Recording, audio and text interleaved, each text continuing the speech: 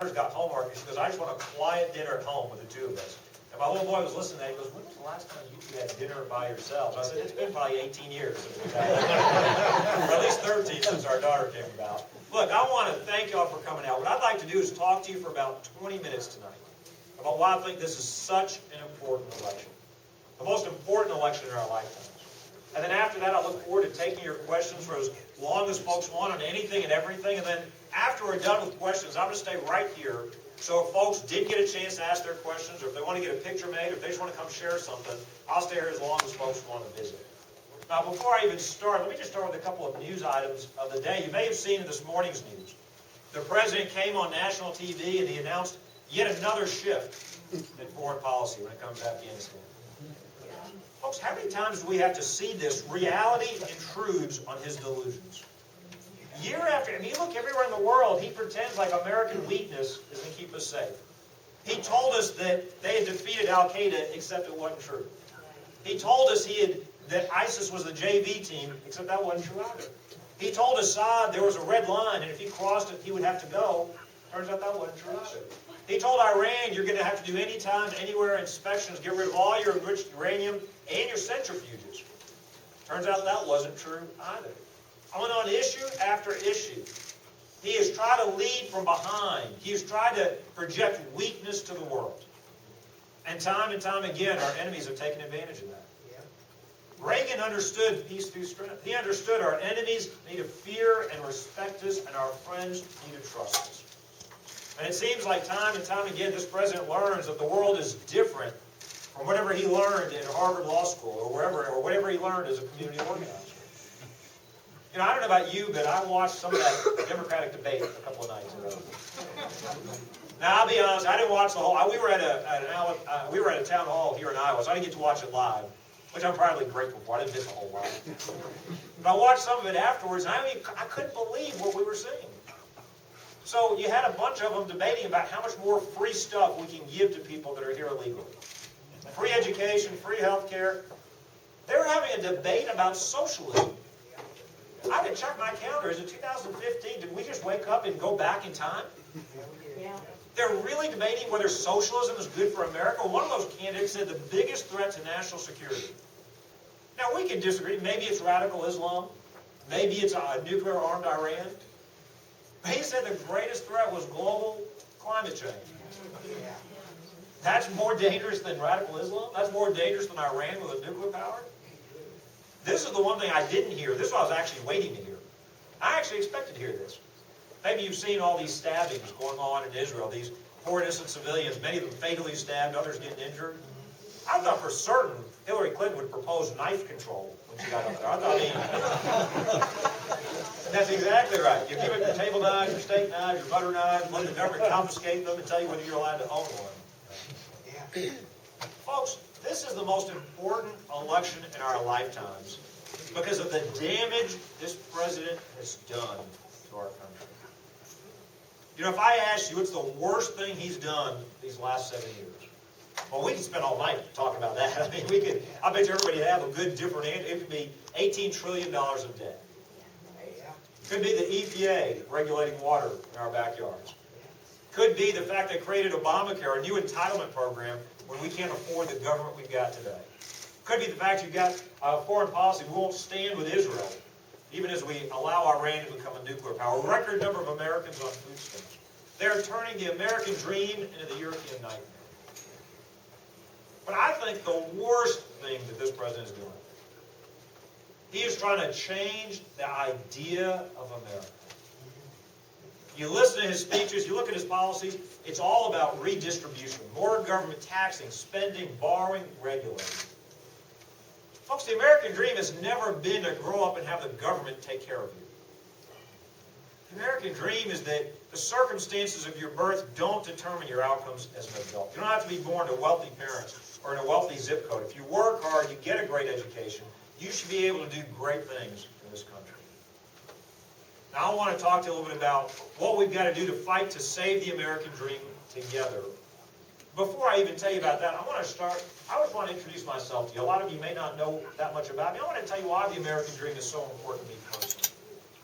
You see, my parents, they have lived the American dream. My dad, he's one of 9 kids. Grew up in a house without electricity, without running water. Yep. First and the only one to get past the 5th grade in the whole family. I know because he told us those stories every single day growing up. If he had thought about it, he would have told us he walked uphill going to school and coming back from school. I said that earlier in a group in Iowa, said, well, probably through the snow. I said, no, there's no snow where we come from. He wouldn't have added the snow.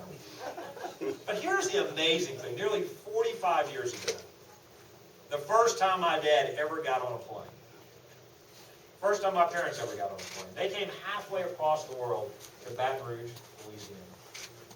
They had never visited America. They didn't know anybody who had been to Baton Rouge and could go back and tell them what it was like. My kids don't understand this, but there was no Google. They couldn't go online and search it out. And they came anyway. My mom was pregnant with me, and they left behind their parents, their families, their friends, and they came here. Think about it. They were really coming to an idea as much as they were coming to a place. The idea of freedom and opportunity, the American dream. They get here. My mom, she goes to school at LSU. My dad, he came here to work. Didn't know anybody, so he knew he came here to work, not to be dependent on government. He wanted to find a job. Didn't know any better. He started calling companies out of the yellow pages. Called company after company looking for a job. Finally convinced the guy at a railroad company to take a chance on him. The guy said, fine, you can start work Monday morning. Now, I assume we got some younger kids here. I just want to say that what my dad said next, one of the 10 worst things you could say during a job interview. Hadn't even met his new boss. Tells his boss, well, that's great, I'll start work Monday. He said, now look, I don't have a car. I don't have a driver's license. He said, so you're going to have to pick me up on the way to work. Who tells that to your new boss? But the guy was so taken by his enthusiasm to work, that's exactly what he did. Several months later, I was born at Women's Hospital. I was what you'd politely call a pre-existing condition. And my parents insurance didn't cover me, but there was no Obamacare or anything back then. I love what my dad did next. He went to that hospital and he found the doctor. No government forms, no paperwork, no insurance contracts, just 2 men. He keeps staring at me. And he said, I'm going to send you a check every month until I pay this bill in full. He then shook his hand, and that's exactly what he did. You know, that was how we used to handle things in America. It was a simpler time back then. I asked my dad, though, how do you pay for a baby on layaway? When I was old enough to hear that, so I said, what if you skip a payment? Do they repossess the baby? Went to the hospital. He goes, you're such a bad little kid. We would have skipped a payment. He said, don't you worry. You're paid for. Nobody's coming to get you. I tell you that because my parents, they came to America to chase the American dream. They have caught the American dream. They have lived the American dream. I want all of us. I want our children, one day I want our grandchildren to be able to live that same American dream. That's what this election is about. You know, since I've told you about my parents' story, I want to tell you a little bit about how they got here, and I want to talk about immigration. When my parents came to this country, they came to this country legally. Now, let's be honest. A smart immigration policy makes our country stronger. A dumb immigration policy makes our country weaker. And today, we've got a dumb immigration policy. Let's be honest. How do you fix it? Well, first of all, you don't need a 1,000-page bill. You don't need amnesty. That's right. We got to enforce the laws on the books, and we need to secure that border. We don't need to talk about it. We just need to get it done. We can get it done in 6 months. We know why the Democrats don't want to do it. Here's a dirty little secret. There are a lot of Republicans in D.C. that don't want to do it. The big business interests, they threaten them. They want amnesty. They want open borders. They want Common Core. And they tell these Republicans, we won't support you unless you support those things. Folks, it is time to fire those folks in D.C. Remind them they work for us, not those special interests.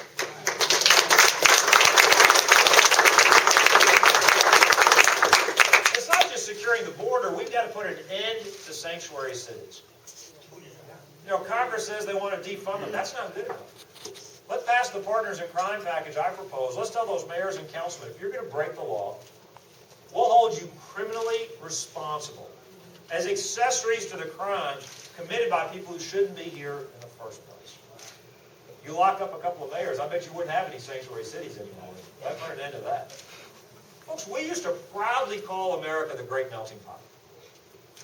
Now the left says we shouldn't say that anymore. They said we should be the salad bowl. They say it is politically incorrect, it is culturally arrogant or xenophobic to call America the melting pot. I'm here to tell you that is the dumbest thing I've heard. Look, we don't make anybody come here. Millions of people all over the world want to come to America. If they don't want to be Americans, don't come. And we certainly shouldn't be giving freedoms to folks to undermine our freedoms. I'm tired of the divider-in-chief we have in the White House.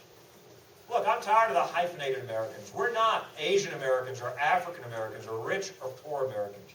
We're all Americans united as one.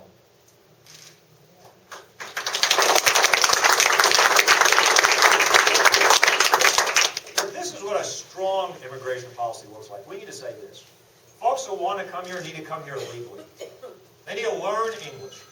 They need to adopt our values when they get here. They should roll up their sleeves and get to work.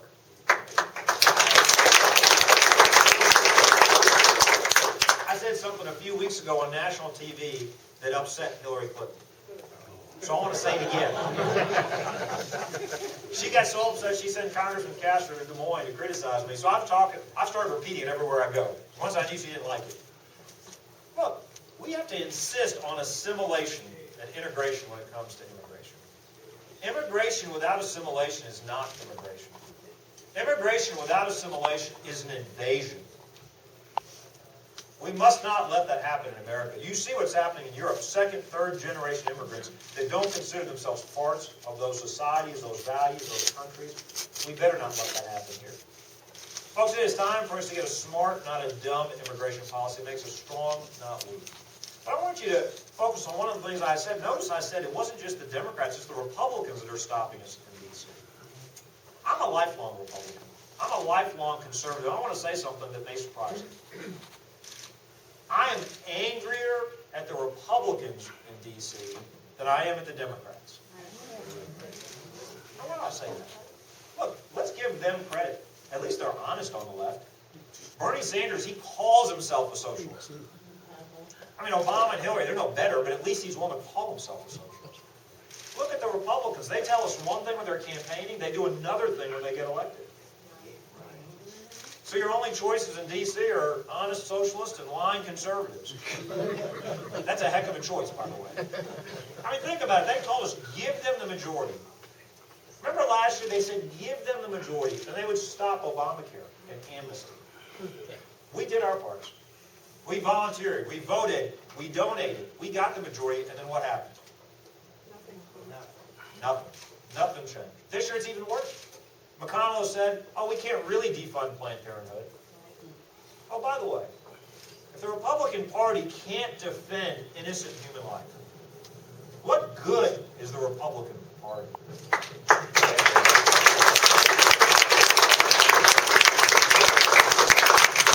Now they're saying they can't stop this bad deal with Iran.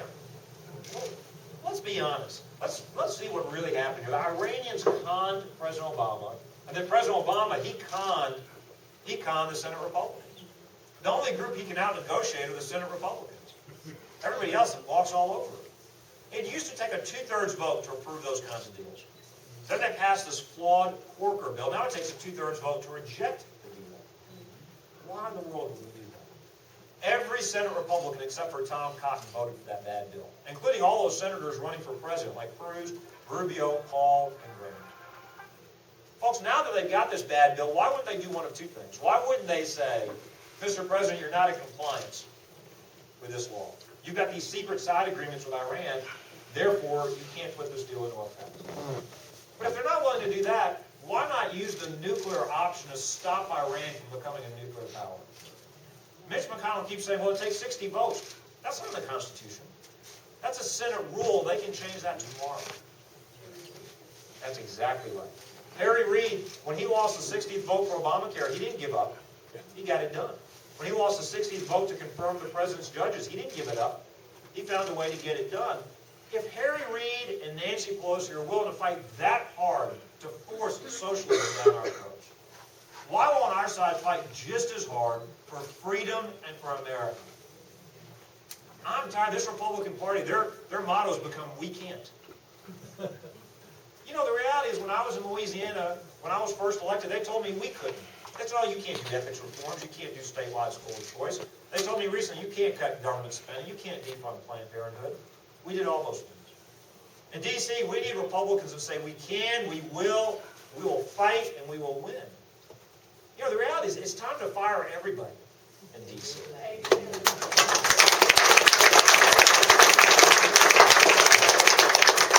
I was in D.C. when Boehner stepped down. And then they asked me what I thought about it. I said, well, if McConnell's not willing to fight for us, he should follow Boehner's lead and make room for somebody who will fight for us.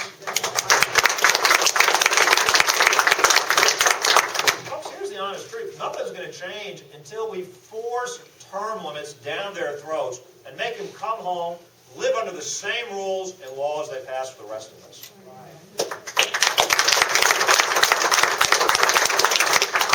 They loved Obamacare so much they exempted themselves from it. You know, the Founding Fathers never intended them to make six-figure salaries, to become seven-figure lobbyists. These were always supposed to be temporary, part-time jobs. They were supposed to be farmers, business people, workers, family people who left their families, served as temporarily as a sacrifice, and then came home.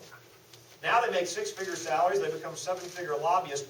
We need to ban them from being lobbyists, put in term limits, take away their salaries and benefits, give them per diems, and then maybe we get some common sense. 7 of the 10 fastest growing counties in this recent economy have been in D.C. That's not sustainable. That's not a real economy. No. I'd pay them a per diem, but I'd pay them a per diem for every day they stayed out of D.C. Folks, I hope it's obvious. Look, if you're looking for somebody to manage the slow decline of this once great country, go look somewhere else. But if you want somebody who will do and say the things you're not supposed to be able to do and say, we're asking you to join our cause. Let's talk about this presidential election. There are 15, 16 odd candidates. Well, every time I say, I don't mean they're all odd. Some of them are odd. I just mean the number of candidates keeps changing. 15 one day, 16 the other. 15 or 16 candidates are running. And they all give great speeches. You come out, you can probably hear some great, and I tell you what, you hear some great lines, and you go home and you feel great about America. Here's the problem with that. It's easy to deliver a speech and give red meat applause lines. We've already got a great speaker in the White House. We don't just need another talker, we need a doer. You know, we've got a first-term senator in the White House. We can't afford 4 more years of on-the-job training. Look, I don't have a famous last name. My daddy wasn't president. I don't have a reality TV show. This is what I do have. I've got the backbone, I've got the bandwidth, and I've got the experience to get us through this. Why is that so important? The next president will be across the table from a Putin or an Ayatollah. You better hope he doesn't need a teleprompter to get through that meeting. Look, every Republican will stand up here and tell you, we got to cut government spending. That's exactly right. You can't grow the American economy until we cut the government economy. $18 trillion of debt. Nobody in D.C. has a plan to pay it off. It's going to overwhelm all of us. But of all those Republicans, all those candidates running, there's only one that's cut government spending. There's not 2, there's 1. And you're looking at it. You got 7 current former governors running. None of the others has cut spending. If they haven't done it yet in their states, what makes you think they'll do it in D.C.? It only gets harder, not easier. 4 senators running. Nobody's ever cut anything in D.C. Oh, they give great speeches. They give these filibusters, they call them. Nothing changes, they pat themselves on the back. I'm glad they've got big bladders. That's not enough to get elected president of the United States. Folks, we've done the hard work. We've cut our state budget 26%. 30,000 fewer state employees than day after office. I don't think anybody's cut that much government anywhere, anytime, anyplace. 8 credit upgrades. Top 10 state for job creation. We've got a choice. Are we going to cut government spending? Are we going to cut the government economy and grow the American economy? Or are we going to go down this path of socialism? Now, I want to say something. I don't mean to offend anybody. Let's just be honest. Let's be honest about where we are today. And this is politically incorrect, but let's just be honest. The idea of America is slipping away. And we better act before it's too late. You know, we proposed a tax plan just last Wednesday. We were in Atlantic, Iowa. Proposed our tax plan, and every Republican's got a tax plan. Ours, it gets rid of the marriage penalty and the death tax. It collapses, it reduces the tax rates to 25, 10, and 2%. Most middle-class families would go from 25 to 10%. But there are three things that are different about our tax plan. Number one, maybe the most important rate in that entire plan is, remember I said 2%. 25, 10, and 2. I think Jeb Bush and Trump have got these plans where millions of people don't pay anything. That's a mistake. I think everybody should pay at least something.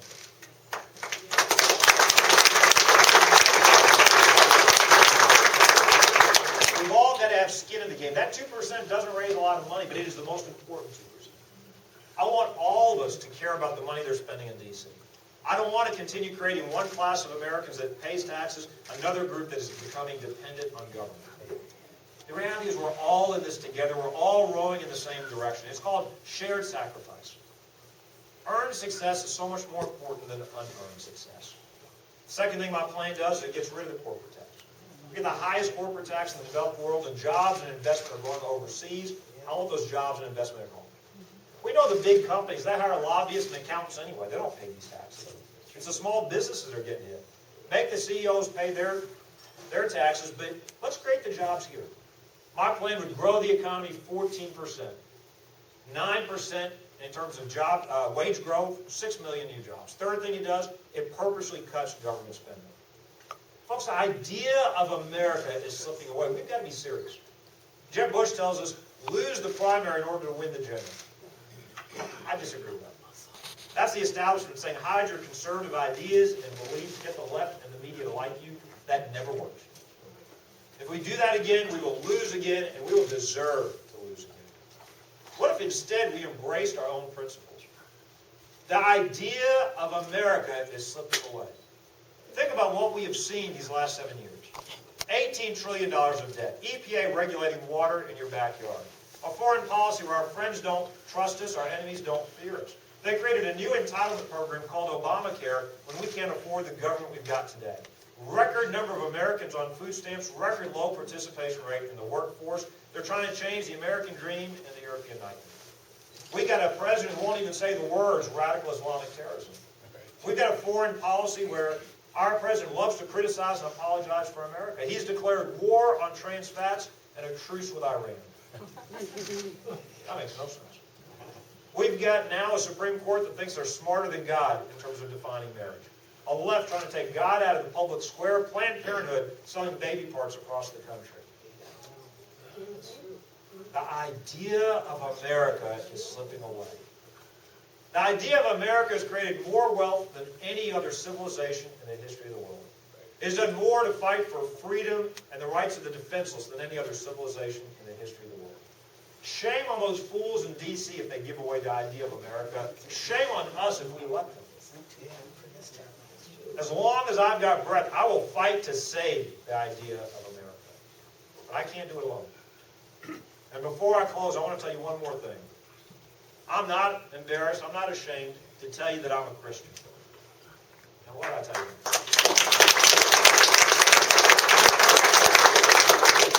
I wasn't born and raised a Christian. It took 7 long years for me to convert at the age of 16. At chapel on the campus in Baton Rouge. Non-denominational church. And the reason I tell you that, Christians are under physical assault all over the world. Christian values are under assault right here at home. And we need somebody who's willing to fight to defend our values. Look, I'm here to tell you, I want to be your next president. I'm here to ask you for your vote in the caucus. I'm here to ask you for your support. But even more important than who we elect as our next president, we need a spiritual revival in this country.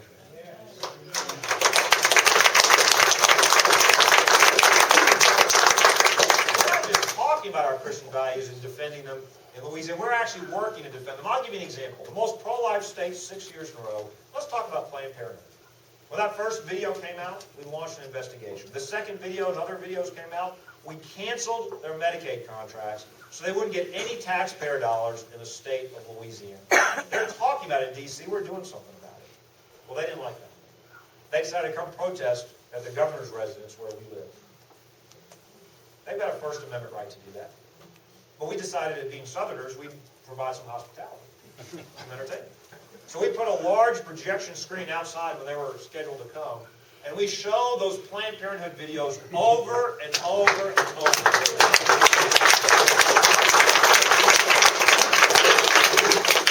By the way, it acts like pest control. It keeps those pests off your front yard. They didn't like it. They then sued us in court, and now the Obama administration has joined them.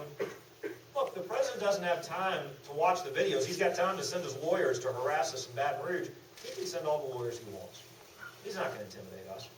We will defend innocent human life every chance we've got in the state of Louisiana. Folks, I'm here to tell you,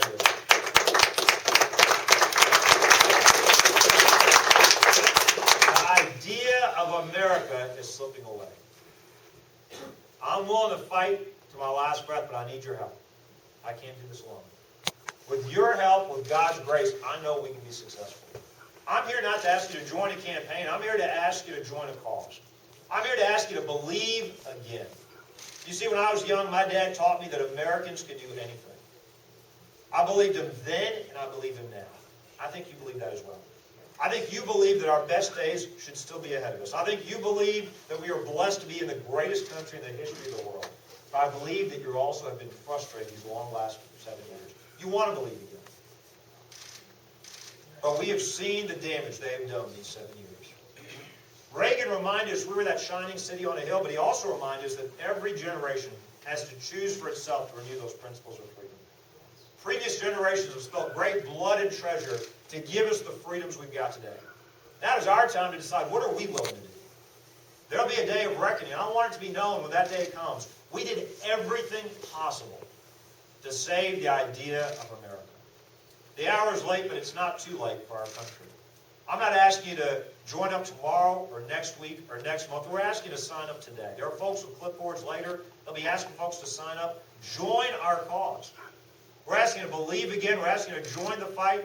We're asking you to help us to get the idea of America back before it's too late. Do it for ourselves. Do it for our children. Do it for our grandchildren. God bless y'all. Thank y'all very, very much.